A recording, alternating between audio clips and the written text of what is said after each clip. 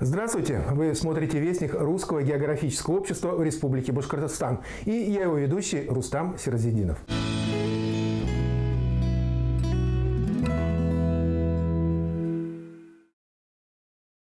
На прошлой неделе в лайфстайл-центре Башкирия прошел фестиваль для тех, кому не сидится дома.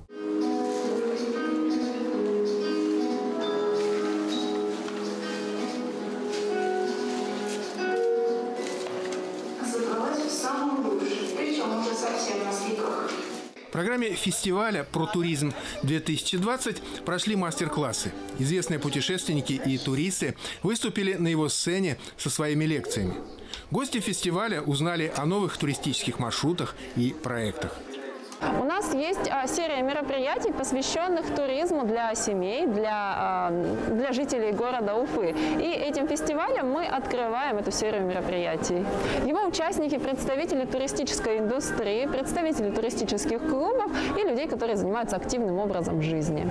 Сегодня мы будем очень много рассказывать, показывать о том, как ходить в походы, как активно вести жизнь, куда можно поехать, с кем можно поехать и самое главное, как можно это делать безопасно и всей семьей. Детки будут учиться лазить, будут учиться безопасно ходить в походы, собираться, разжигать костер. У нас есть группа, она называется «Про туризм». И именно в этой группе мы публикуем всю информацию о всех наших дальнейших фестивалях. Там мы отвечаем на все интересующие вопросы. Также в этой группе есть все ссылки на участников сегодняшнего мероприятия. Для детей во время фестиваля была организована игровая туристическая площадка. Также на фестивале прошла квест-игра для тех, кто пришел на мероприятие всей семьей. Башкирское отделение Русского географического общества на фестивале представлял молодежный клуб РГО. Уже несколько лет он активно работает на базе детского эколого-биологического центра «Росток» в Демском районе столицы. Представители местного демского отделения РГО привезли с собой на фестиваль спилс-карты. Любой желающий мог проверить свои знания географии с помощью этих карт во время фестиваля. Мало того, прошли соревнования на сборку спилс-карт на скорость. Наша организация, эколого-биологический центр и молодежный клуб МК «Росток», который существует, Русского географического общества, который работает на базе центра, это молодые активные ребята. И мы, конечно, поддержали инициативы других молодых активных ребят, туристов, активистов, собраться, обменяться впечатлениями, обменяться новыми идеями, обменяться восхождениями, обменяться новыми достижениями. Поэтому я думаю, что здесь будет сегодня такая классная, крутая атмосфера, наполненная зарядом бодрости и энергии.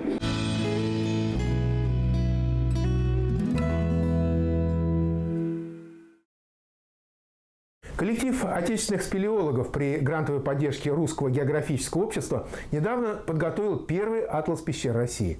Это настоящая энциклопедия современных знаний о пещерах России. В работе над этой энциклопедией приняли участие действительные члены Русского географического общества из Башкирии. Спелеологи Шамиль Муслухов и Юрий Соколов представили издателям научные исследования и фотографии из своих спелеологических исследований. В создании этого атласа принимало участие около 200 авторов, фотографий, статей различных. И от Башкирии тоже спелеологи мы предоставляли информацию в электронный кадастр пещер, из которого бралась информация для атласа.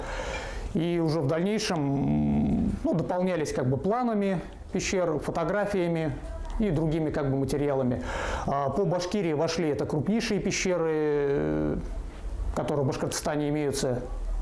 Это как Киндерлинская пещера, Кутук-Сумган, комплекс пещер Кутукского урочища, Аскинская пещера, так как она экскурсионная,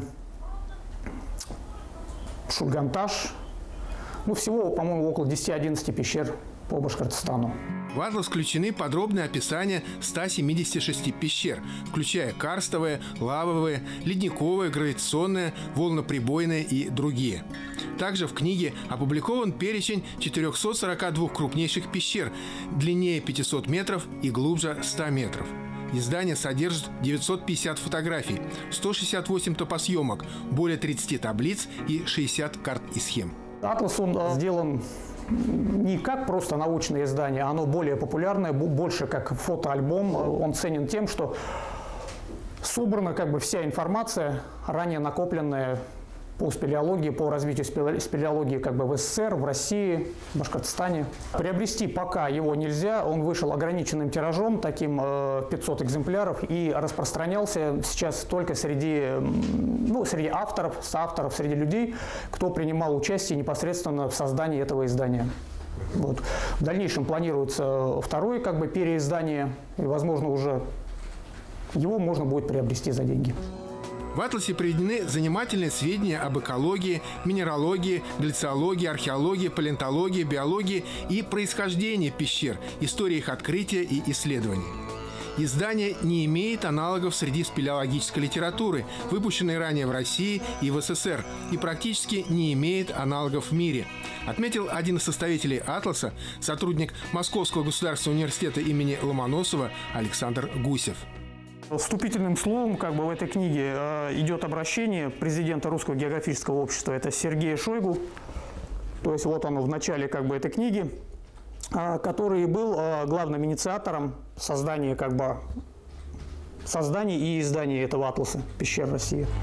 В издание, в частности, включены пещеры, представляющие большую ценность с точки зрения геологии, химии и многих других наук. В некоторых из таких пещер ученые сделали крупнейшие археологические и палеонтологические открытия. Самая известная из них – Денисова пещера на Алтае.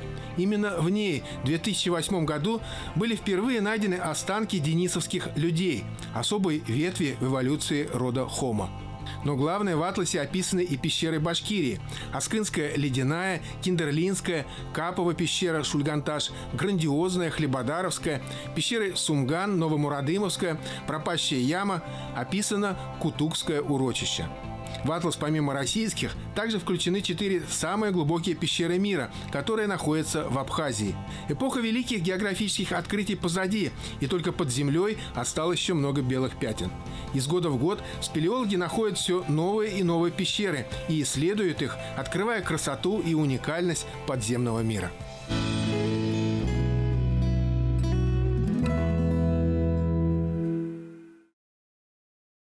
В Уфе прошла 4-я международная молодежная научно-практическая конференция исследовательских работ «Росток». Ее организатор – Демское местное отделение Русского географического общества. С помощью моих исследований можно вылечить данную болезнь. И эта болезнь распространяется очень быстрыми темпами, но моим способом ее можно вылечить. Участниками конференции стали ребята, прошедшие заочный этап конкурса. Школьники Башкирии представили работы по секциям: специалист по преодолению системных экологических катастроф, проектировщик личной безопасности, системный биотехнолог, водный эколог, парковый эколог, урбанист-эколог, молекулярный диетолог, сельскохозяйственный эколог. Помимо презентации своих разработок, ребята практиковались и в составлении и защите междисциплинарных проектов. Для оценки уровня работ были приглашены известные экологи, ученые, химики, биологи, представители общественных организаций. Наша конференция развивается с каждым годом, и второй год наша конференция уже стала региональным представителем Балтийского научно-инженерного конкурса. В рамках нынешних мероприятий мы планируем несколько переформатировать направление секции конференции и все-таки их ориентировать под формат больших вызовов. В 2016 году президентом Российской Федерации была предложена национальная технологическая инициатива. Там как раз дается определение больших вызовов. Что это? Это проблемы, это ресурсы, это то, что требуется в дальнейшем для реализации проблем, которые будут стоять перед обществом в будущем и уже в недалеком будущем. Это цифровизация, это повышение качества жизни. И, в принципе, вот секции нашей конференции и проекты нашей конференции, они будут направлены, сонаправлены под проекты больших вызовов. И в дальнейшем, конечно, нашу конференцию мы хотим сориентировать на образовательный центр «Сириус», для того, чтобы ребята проходили здесь какой-то отборочный этап и там уже достигали определенных высот под руководством передовых научно-исследовательских центров «Сириуса». Башкирское региональное отделение Русского географического общества является одним из партнеров этой конференции, наряду с Министерством природопользования и экологии Республики Башкортостан, Министерством образования, администрацией Уфы, Институтом физиологии имени Караева, Национальной академией наук Азербайджана, НИИ БЖД и другими организациями. Во время конференции прошла стендовая защита исследовательских работ. Самый юный участник конференции, первоклассник башкирской гимназии из города Агидель Альберт Иваев, представил свою первую в жизни научную работу «Пластиковая бутылка. Польза или вред?». Тема моей работы – пластиковая бутылка, польза или вред. Пластиковые бутылки, а также посуда и пакеты такие разноцветные, легкие, удобные. Мы пользуемся ими каждый день. Но при этом мало кто задумывается о вреде пластика. Цель – исследовать значение пластиковых бутылок в жизни человека и природы. Ну, польза какая есть от пластиковых бутылок? Вред-то вот мы знаем есть, а польза какая-то? Делаем поделки. Поделки? Какие поделки ты делаешь? Это вот мои поделки на праздничную елку. А ученица 5 класса башкирского лицея номер 136 Уфы Диана Бектемирова представила на конференции свои исследования на тему «Экономическая выгода развития внутреннего туризма в Башкирии» на примере конкретного маршрута сплава по реке Ай. Моя работа называется «Экономическая выгода развития внутреннего туризма в Башкирии» на примере конкретного маршрута «Сплав по реке Ай», который я составляла сама. Мне нравится моя работа, так как я люблю свою республику Башкирию. И очень хочу, чтобы сюда приезжали разные туристы. И они проявляли интерес к нашей республике. Также в рамках конференции прошел чемпионат, организованный молодежным клубом РГО по скоростной сборке спилскарт Башкирии и России. По результатам конференции были определены лучшие работы. Все участники были награждены дипломами, грамотами и призами. Не забыли и учителей, и наставников. Они также были отмечены благодарственными письмами. Дипломы от башкирского отделения Русского географического общества вручил первый заместитель председателя отделения Вячеслав Аброщенко.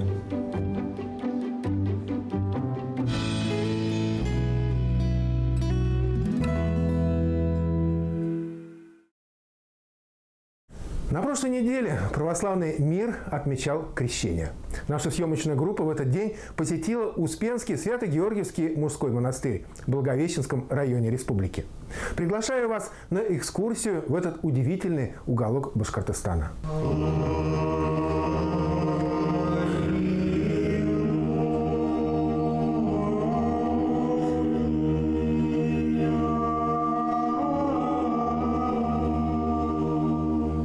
Само название монастыря «Святые Кустики» произошло от этой небольшой рощицы.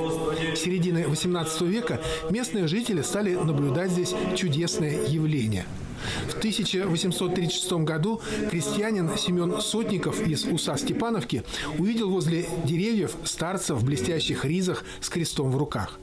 Также богомольцем являлись видения святого животворящего креста. На самих кустиках часто видели мерцающие свечи.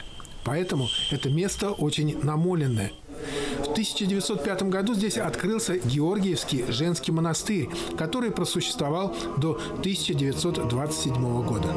Затем монастырь был распущен, и практически его сравняли с землей. Возрождение святых Кустиков началось в 1998 году. Было принято решение о создании на этом месте Георгиевского подворья от Успенского мужского монастыря города Уфы. А в 2002 году был учрежден и сам Успенский Свято-Георгиевский мужской монастырь. Его наместником становится игумен Варлаам. Мы все сюда собрались промыслом Божьим. И сделать это великое чудо. И мы просто только помощники Бога, всего лишь. Сегодня в монастыре живут 12 монахов и послушников. Ежедневно святые Кустики посещают десятки паломников и туристов. Желающие могут остановиться в гостевых домиках. Она зовет. Приедешь сюда, отстоишь службу, и вот благость такая, на сердце легче. Впечатление великолепное. Успокоение, упоение. внутри. Даже не верится, что вообще это у нас, рядом с Уфой. И грустно, что мы не знаем таких мест. Очень красиво. Очень красиво, да. Особенно вход нравится, входная группа необычная. Я потому что где только не был. Нравится очень. На территории монастыря есть источник, вода из которого пользуется популярностью у паломников.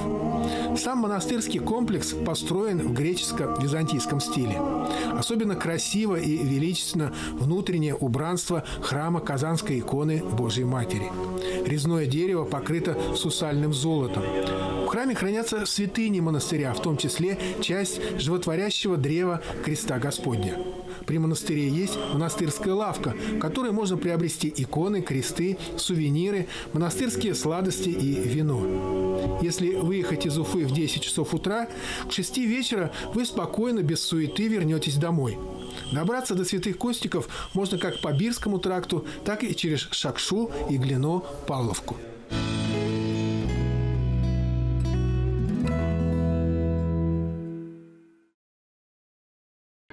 В 1953 году в Совет министров Башкирской АСР поступило письмо из Географического общества Союза СССР с просьбой помочь в создании башкирского отделения общества. Уже в 1954 году только в Уфе было собрано 95 заявлений на вступление.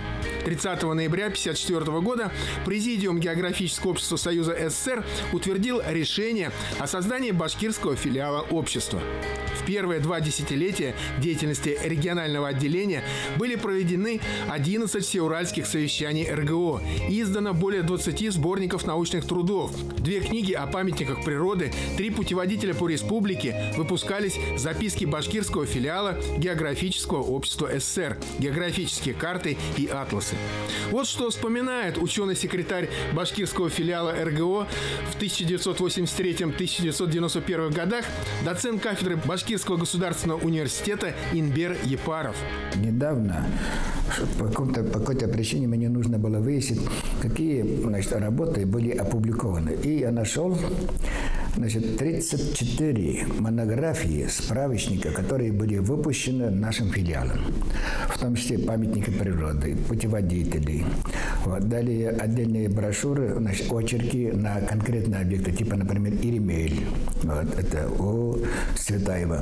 Вот таких книг было очень много. Это с одной стороны. С другой стороны, в эти годы наш филиал активно сотрудничал с соседними тоже филиалами. Это Пермский филиал, Оренбургский филиал, Челябинский, Удмуртский, Татарский филиалы. И они проводили через каждые 2-3 года специальные такие совещания под названием Всеуральские совещания. Вот последнее совещание, оно прошло в 1980 году. Это было 11 совещаний.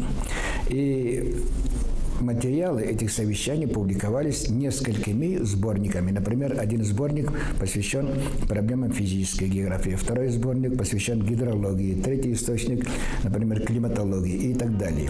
Первым председателем башкирского филиала РГО был Дмитрий Герасимович Ажиганов. Доктор геолого-минералогических наук, профессор, составил геологические карты БССР и Оренбургской области. Его именем названа пещера в Бурзянском районе. С 1965 по 1992 год филиалом руководит Александр Петрович Рождественский. В 1980 году он был избран почетным членом Русского географического общества. Затем его сменяет на этом посту Ауфар Минигазимович Гореев. Сегодня он возглавляет кафедру гидрометеорологии и геоэкологии Башкирского государственного университета. Какие направления работы были? Это прежде всего, объединение усилий географов, преподавателей вузов и учителей школ. Потом организация различных мероприятий, включая научно-практические конференции, опубликование сборников, тезисов, допустим, учебников, ну и просветительскую работу, допустим, воспитательную работу по экологическому воспитанию, природоохранному воспитанию, по любви, привитию любви к родной природе. Вот такие работы проводились. С 2008 по 2014 год председателем регионального отделения в Республике Башкортостан являлся Айбулат Псянчин, член президиума Уфимского научного центра Российской академии наук, доктор наук. В 2014 году председателем отделения становится известный путешественник и писатель, лауреат многих литературных премий Камиль Зиганшин. С его приходом региональное отделение РГО обретает второе дыхание, появляются новые проекты. Ныне отделением руководит ректор Башкирского государственного педагогического университета имени Акмуллы Салават Сагитов. Сегодня Башкортостан – единственный регион России, где во всех муниципальных образованиях действует местное отделение РГО. Возглавляют их на общественных началах преподаватели географии, сотрудники Центров дополнительного образования, энтузиасты. Они ведут плановую работу по географическому просвещению населения, изучают и создают особо охраняемые природные территории, развивают внутренний туризм, борются с экологическими проблемами на местах, участвуют в мероприятиях, конкурсах и акциях, организуемых региональным отделением РГО. Башкирское отделение объединяет более 240 членов, которые ежегодно принимают участие в крупных проектах, таких как географический диктант, уральский барс, башкирская кругосветка, фотоконкурс «Живая природа Башкортостана», в обустройстве Аскынской ледяной пещеры и во многих других проектах. Это все на сегодня. Я с вами прощаюсь. Всем добра. До встречи в следующую пятницу.